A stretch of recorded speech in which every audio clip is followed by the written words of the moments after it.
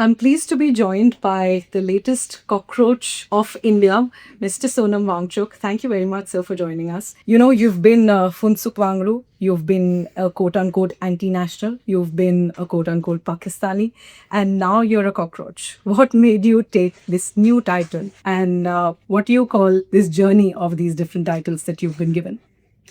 These are not forms or names I have chosen to take. I do what's needed, and people use such titles based on their liking or dislike for the actions. So I was neither an anti-national nor a Pakistani, nor a cockroach really. I've said I can be an honorary cockroach. I don't qualify. And I say it clearly, I'm not lazy, I'm not unemployed.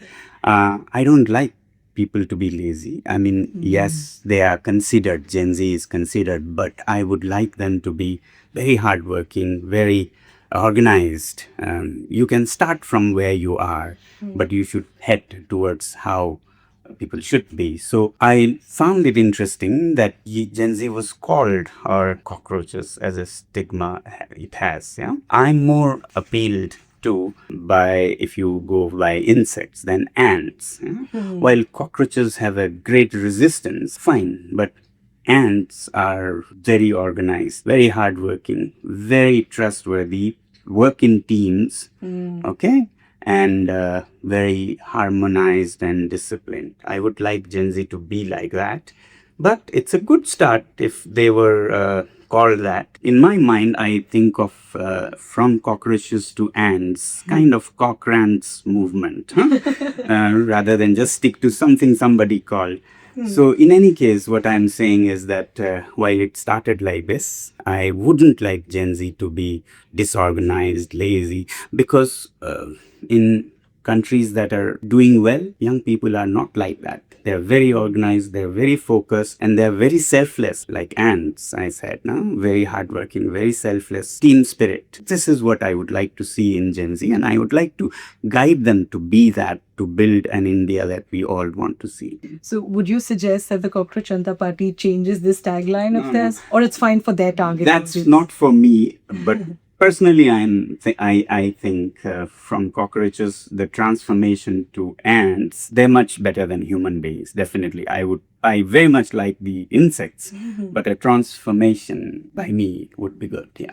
Cock-rants is a suggestion. But from the laziness point, sir, I want to come to whether that laziness showed in the protest, or you think the response was good enough, because the Cockroach Janta Party, of course, has more than 2 crore followers on social media, and many people were criticizing, saying that this might just be limited to an online movement, and this Gen Z doesn't show up on the ground. They are apolitical people. They will follow, but that's where their support ends. And we saw that on the ground, we had a couple of thousand people at best, including the media. So do you think that was still good enough, given how our expectations are fairly low from the Gen Z for these kind of protests? Or do you think more people should have turned up? I want to believe that this time on 6th June, it wasn't because of laziness or so. Maybe it is, but I think there were many other reasons why. They didn't know whether permission would be given at all. B, they didn't know whether DKG would be even allowed. He could have been arrested. C,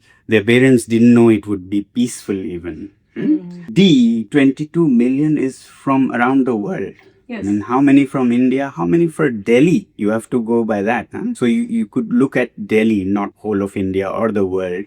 From Delhi, yes, you would expect some people to come. But with these uncertainties, as I said, of violence, of arrest, of permissions, it was amazing. I was really impressed that so many people came despite all those uncertainties. While I've seen some respectable media also saying, newspapers saying hundreds gathered. I think they had some instruction to downplay the figures. It was thousands. I think easily 4,000 to 5,000, could be more. I don't know. Suffice it to say that I was almost crushed by the crowd. Yes, so it was very difficult to even breathe. That much love.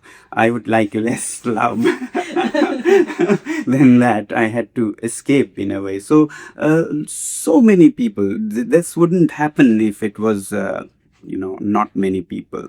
But this would also not happen if they were more organized at the same time. I'm for harmony and organizedness. So numbers were not small at all, given all the uncertainties. Numbers were big. Maybe it is supposed to be downplayed for various reasons. I can understand their compulsions, the media compulsions.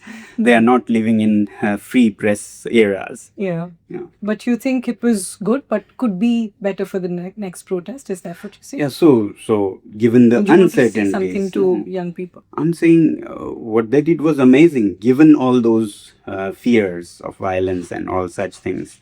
And I'm sure when it is normal, like in a normal, respectable country where people have freedom of expression, peaceful expression, that kind of environment was built, and not one of fear. What will happen? Arrest, violence, no permission. That's not about a free democratic country. No, if it was or will be in future, I'm sure this was only a beginning by the government of letting people vent it out. It's actually good for governments. That's why governments around the world, cities have places where people can go and express. Yeah?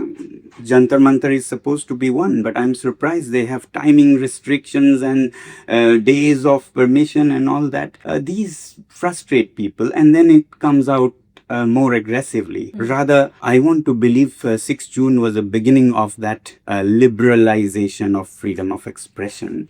So if it is like this, more people will come, many more, I think, many more, and it would go peacefully also. If peace goes when there's control, So and there's no fiction. Yes. I mean, there should be every preparation for any emergencies, but let people gather as long as there's peaceful. And that's my condition also. The moment it is not peaceful, I'm not there. And so, one thing that you've said repeatedly, even there we heard your speech, and you said, I want to thank the Delhi police for cooperating, for giving us permission. And, that makes us think that we're in a democracy. All of us think that we have the right to protest without permissions, which is something that you also referred to. So, do you think thanking them, and this somewhat shows us that our expectations from the system are so low that we do not even expect us to allow us to exercise our democratic right, that we need to praise them and thank them for allowing us the bare minimum? So it's the context that matters. In any other country, this was a normal thing. But because everybody, you will see saying on media that this is unprecedented, permissions are not given. How did they get? That's not surprising. It's surprising that permissions are not given for free peaceful expression. So therefore, what should become surprising is not giving permission. Giving permission should not. And either sense prevailed, or it was going to become so much worse that the government decided to let it happen. That's a smaller risk than the risk of not giving. But that would be one time. I would want to believe that they have become generous, large-hearted to let free expression in society. There was a report in The Hindu which quoted government sources as saying that we gave permission because we wanted to rest the youth's anger. So it's exactly what you were saying. They didn't want to make it worse. That brings me to my next question, that one of the criticism of this online movement and now an on-ground movement also is the political background attached to it. The founder we know worked with the Aam Aadmi Party till just a couple of years ago. One of the spokespersons, Ashutosh Ranka, was a national spokesperson of the Aam Aadmi Party. So people say that it's not a coincidence that multiple of your people have been affiliated with the same party, which is why some are calling it a youth front of the Aam Aadmi Party. Does that bother you because you've always been apolitical? No, I don't think, first of all, only one party. There were others about Saurabh praising BJP. So, in relationships and in this also, you don't look at past. You look at present for a good future. Yeah. More important is how sincere, trustworthy are you now? Your past, everybody should have. Why not? Political opinions are not a crime. That's how democracy functions. So if you have been associated with a party, wonderful. What's wrong with that? But if you decide now to make it clean, pure, neutral, then that decision should be very sincere. If there are hidden agendas, then I'm not with such a forum. But if they have had expressions or associations, that's very fine. You find a platform. Now, this is a neutral, apolitical platform where everybody of all colors, regions, religions, political colors can come. And when you say that, it has to be that. It should not be anything but that. In that, the past shouldn't matter, only the present. And one should be very sincere about it. That's how I see it. My association is very new. And in any case, I am only in an advisory capacity. I'm not Gen Z to lead it. I would like them to take a very harmonious but very assertive path. And therefore I am associated. But if I see that it's different colors posing as something else, then I wouldn't go with it. So I'm just hoping that everybody is very sincere, very truthful, trustworthy. Trust is what is most important in our country right now. The deficit of trust is the biggest, and I hope that's not the case in this. So for now, you're convinced that it's an independent movement and it's not politically aligned, which is why you're a part. Yes, for now I am. But as I said, it's been a week long, my association, and I have no reason to not believe what people look like. Mr. Wangchuk, you're also one of our age's most prominent peaceful protesters. You've held multiple climate fasts in Ladakh, demanding statehood, demanding the sixth schedule for Ladakh. And we've seen that some of these protests, peaceful protests, as unfortunate as that is, are called ignorable. Even with this protest, the permission was till 5 p.m. and the protesters left around 3 p.m. And some people said that this sounds like a convenient protest. You ended it even before you were supposed to. And that just makes the protest ignorable. The government doesn't have to care about it if you don't challenge them in some way. Do you think that's a dichotomy of peaceful protests? As much as that's what you want to do, these protests unfortunately end up being ignored. Even with your protest, when it turned out to be, when some elements made it violent, and you said that you disassociate from the protest the moment it turned violent, but unfortunately it made national headlines only when it became violent. It didn't make national headlines when you were peacefully protesting. You think that's an unfortunate truth? First of all, I admire the leaders of CJP for being law-abiding. Yeah? They went for permission, got permission. Timing in that permission was till 5 p.m. They finished it before. That's good. Now they should seek permission as much as possible. They should go by the law. Only if the law is not possible to conform to, you're not given permission or something, then people would break them. Therefore, it shouldn't be like that. So the fact that they finished that day was because there was no permission for the next days, and they did tick up to the permission. Now, as far as peaceful and violent protests, violent do draw attention many times, unfortunately, get the purpose fulfilled also, and it can be very short one day thing, like in some neighboring countries, whereas peaceful ones have to be sustained. They can be ignored, but governments should not reward violence and not peace. That will set very bad precedents. That's for the government. On the side of the protesters, they should understand that while violence can be a short thing, it can also be crushed very easily. The instruments of violence are much bigger on the government side than on the protesters' side. They would have sticks and stones. The other side would have guns and cannons and all kinds of things. So there's no match unless it is a whole country uprising. But that's not a good way of transformation. I definitely go by the peaceful path that Mahatma Gandhi showed, but we should know it is sustained and longer term. So while 6th June was very peaceful, we shouldn't think that it will have outcome like from a violent protest. A violent protest may have got us outcome on 6th June itself, but peaceful path that we have chosen should sustain and continue. For example, going to different parts of the country or coming back to Delhi and doing it again. And if needed, going on Anshan, again, Gandhi's way. Fast, would you fast. If needed. I don't like such things. That's why I called it an Agra rather than a Pradarshan. Agra should be, peace should be rewarded. Peace should be rewarded, and extreme steps shouldn't be encouraged by not compelling people for that. Yes, if compelled also, I would never go at taking somebody else's life. But my own life, I have a right, and peaceful unshans are not illegal.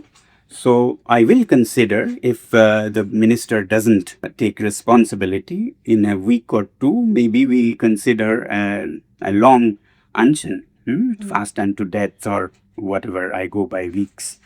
In Delhi. In Delhi, yes. So I'm sure people will discuss and decide, but cannot be ruled out, is what I'm saying. Now, it has to go in stages. Even then, if a minister doesn't resign and the government doesn't reshuffle or hold the minister accountable, then it means the government itself is with the false, with the wrong side. Then people may demand resignation of the government and the prime minister. So it will keep growing unless they do the rightful thing of holding a minister accountable. I really think when such an important ministry, as important as education, there's nothing that is more important than this. And if you can allow anything to happen there and you can go scot-free to do same thing again, it will set a very bad example. We can't do much to transform education immediately, but we can at least make sure the right kind of people who are not only wise, smart, but at least responsible. When they make a mistake, they accept that. That kind of people we need in those positions. And if not, right now it's a matter of the person, a minister who takes responsibility or not. If nothing happens, that would mean that the government itself is not sensitive about this issue. Then people will start asking the head of the government questions. Yeah.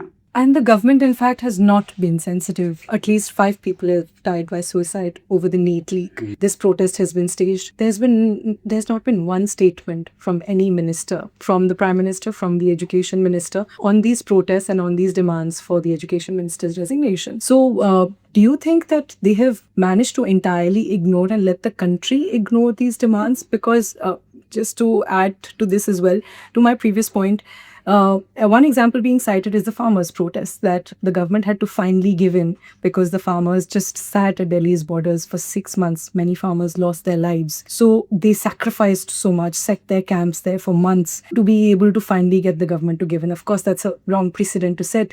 But do you think something like that only needs to be done for the government's attention? I hope not. I hope not.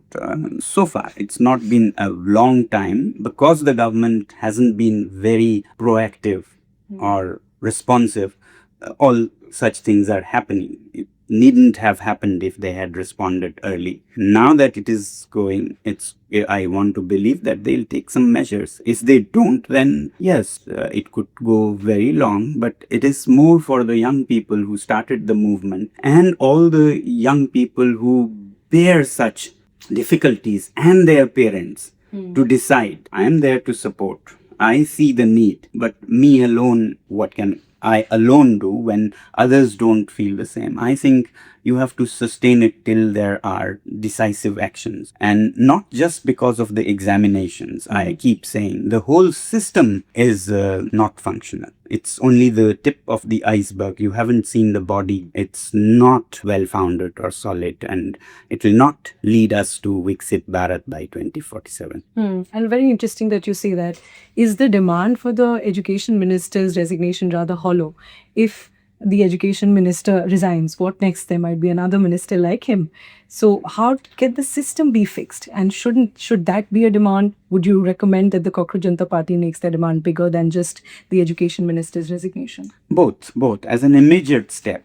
Short term, yes, a more responsible minister. And also it will be a message from the government to the ministers that this is very important for us and we will not tolerate any negligence of this sector. Then the minister they replace, I'm sure, will be someone who can handle it. Because we've seen that there can be a consequence. Currently, there are no consequences. Yes, and people should demand immediate and long-term changes. Immediate with ministers resigning or replacing, and long-term to overhaul the education system itself. It's a very big subject. I can't do justice in a standing interview, but some other time. What all needs to go right in India's education system? We really have to understand. I mean, I totally admire this policy on education, the national policy. Beautiful, beautiful. Yes. So there has been some mind gone into it, but there's no conviction to make it happen on the ground. All such things need to be looked upon. The Cockroach Janta Party is pitching you as the education minister of India. They're saying we should have an education minister like Sonam Wangchuk. Is that at all even a future aspiration to enter politics and possibly become the education minister? No, I don't want to be the king or a minister. I want to guide those who can and want to, so that and not just guide, but also make sure they do the right thing, or else the people who I might help become, I'll go against them. If they repeat the same problems, I'll be doing anchan against them. So such watchdogs are as much needed. I would rather be that dog. You only want to be in this capacity and no aspirations to change that. But if you were to, if the government is listening to you or somebody in the education ministry, even an official is listening to you right now, what would be your suggestion for them? Let's say the 3 things they can do right now to course correct, apart from the education minister's resignation. I know that it's a dense subject. You can't suggest reforms to the education system on such a short interview, but some things that you should think should be done immediately and should be easy to do. Replace the ministers who are not responsible, have not been thorough with their job. And officials also. Yeah, officials, they have started. But I'm just saying the reforms are not very small. I mean, 6 exams is the easiest thing, where what was expected must be delivered. Yeah, transparency and secrecy of papers and all that. But apart from that, there is so much wrong in our education system. Why so many are into few slots? Engineering, medicine, civil services. Young people need to be shown their calling, their swadharma, so that they go after those and not artificially run after things that there are not many slots for. So all this competition is man-made. It's created. It's not natural. There won't be many if everybody went to do their own calling. So that kind of guidance is needed in the whole system, and parents need to be educated. More than children, I see parents needing education of how their children should look at education. And then I go little unusual. So more than children, parents, meaning citizens, need to be educated about education. More than universities, I'm not worried about universities and colleges. I'm more worried about kindergartens, pre-primary. That's where we are going wrong. Why you see so much chaos in our whole country, including at Jantar Mantar. No order, no harmony, chaotic energy, lot of energy, but self-neutralizing. All those things come in good pre-primary upbringing. We are not getting. We either, in the best of schools, keep our children memorizing A for apple, B for Paul, or count up to 100. In rural, nothing happens. Whereas that's the time when children need to be groomed for self-discipline, others before me. All that is not happening. So we have to be first a normal country, not a developed India. That's great. But first aspire to be a normal country where people have common sense and have civic sense. All that comes from early childhood. I'm not so worried about university. I'm more worried about early childhood. So these are some reforms that need to be started very soon, because these in early childhood would be your citizens of 2047. And then in future, your ministers also. Yeah. Yeah, and that's, I think, what your institute in Ladakh also does, alternative education, which is not in the form that we learn. But that brings me to the next point, which is you very interestingly say that everybody should go to jail once. You spent about 6 months in jail. You were arrested under the stringent National Security Act, and you were released just a few months ago. Why do you say everybody should go to jail once? For the reasons I keep saying, you have to stand up. If nobody goes to jail, wants to go to jail when things are not right, means you are also not right or on the right side. You're covered. When things are not right, you have to stick your neck out. And if you stick your neck out, you go to jail. And that should be acceptable. A, jail is not the worst place. Actually, if you know how to, you can make it into a great positive transformation. B, even if it was, your conviction should be that I will take it so that others don't. And once people have that spirit, nobody will go to jail. Things will be good. Things go wrong only if people are covered, take things lying down. And that's bad for the government. Actually, if government may think people like me are troublemakers, actually no. If there are no people like me, then they'll go do more wrongs. People like me perhaps show them the hard way what the right path would be. As they say, your genuine friends are those who give you true feedback of what your ingenuine friends will never do. They'll just appease you and applaud you for right or wrong, doesn't matter. But a true friend will admire when you do good, but will frankly, honestly give you feedback. So going to jail for a cause is like that frank feedback. You're a true friend of the country then, if you're giving that. And did you have a positive experience in jail? You say that you had a very relaxing, rejuvenating experience. It's very subjective, depends on what your disposition is and what your expectation is. So I expected much worse. Going by that, this was nothing. And even worse, I would have taken happily. So solitude was great. I could do things that I have been longing to do. Meditating, reading, writing, walking. I walked some 1,000 kilometers round and round in circles. If it was a straight line, I would have traveled from Jodhpur to borders of Ladakh. Yes. So you make the best of it. And that's why I say to go to jail once in a lifetime and have an experience and make the country great. All Deshbhakts should go to jail once. You said that it was a rejuvenating experience, and you said you expected worse. And we saw what happened with you, Mr. Wangchuk, back then. Every other day, you would say there's a new CBI case or an ED case or an IT case when you were arrested a few months ago. What is the status of those cases now? Are they still being pursued? Because at that time, it was seen like a witch hunt, that suddenly, as soon as the protests turned violent, which you of course had disassociated yourself from, but as soon as those protests turned violent, some people lost their lives. It suddenly so happened that so many cases against you came up for foreign contributions or financial irregularities. If those cases were genuine, they should have been pursued earlier, or if those cases were genuine, they should be being pursued even now. Is that happening? Well, now we are separating from the current movement, Yes. the cockroach movement, to Ladakh. Yes. So I want to keep these separate. Yes. Whether with the Ladakh movement or any movements or any decisions, trust is a huge factor, which is what is at stake in Ladakh's case also. For example, yes, they suddenly had 10 different agencies scrutinizing after 40 years of glory and praise and admiration, both from government and elsewhere.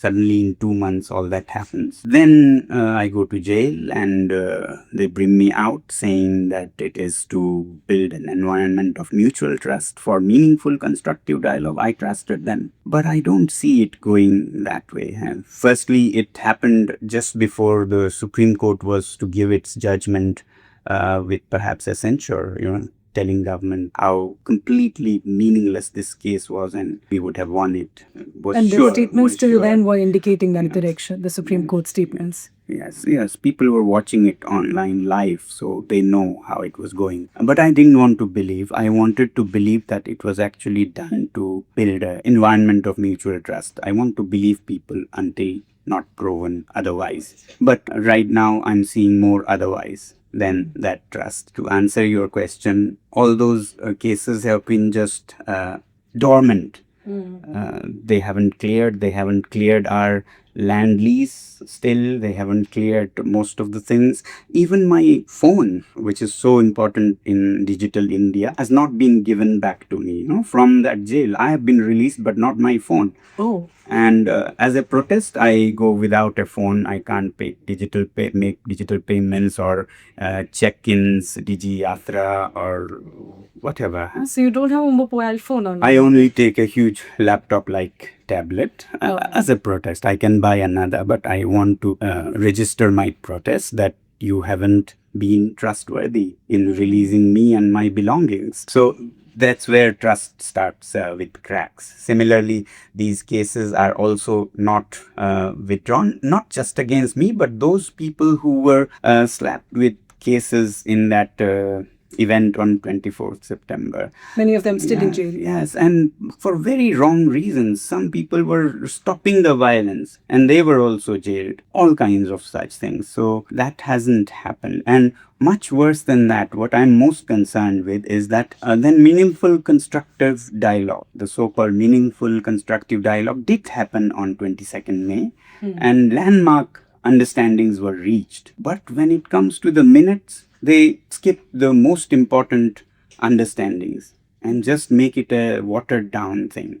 It's still under process. They haven't yet come back with the final draft of the minutes. We said these were the main achievements and they are not even reflected. So that breaches, erodes your trust. And that's what I'm saying. Trust is the biggest commodity deficit in this country. I mean, financial deficits I'm okay with, but trust deficit is a very expensive business for any country. Then you have to do so much more unnecessary things when you can't take people's word for it. When a meeting happens and serious breakthroughs happen and then they backtrack, develop cold feet on putting it in writing, then people lose. So that's when protests are compelled.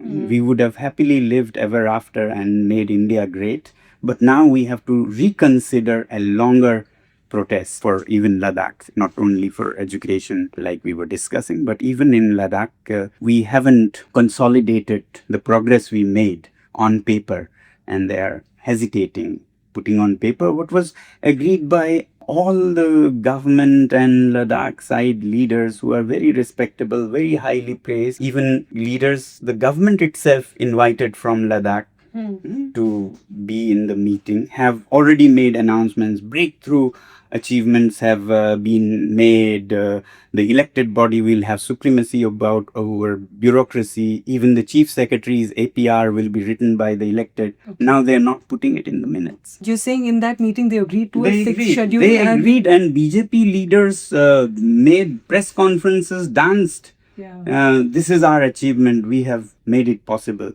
And now the government behind them is backtracking. So imagine what those BJP leaders' status will be in Ladakh or India, who have said, this is a breakthrough, we have achieved that, and then they find it's nowhere written. And if they don't proceed and do something about it, you might have to go on another fast. Another protest. What else can we do? Peaceful protest is all we have in our constitution, right? But I still believe that it's just a process that is prolonged but not denied. Thank you.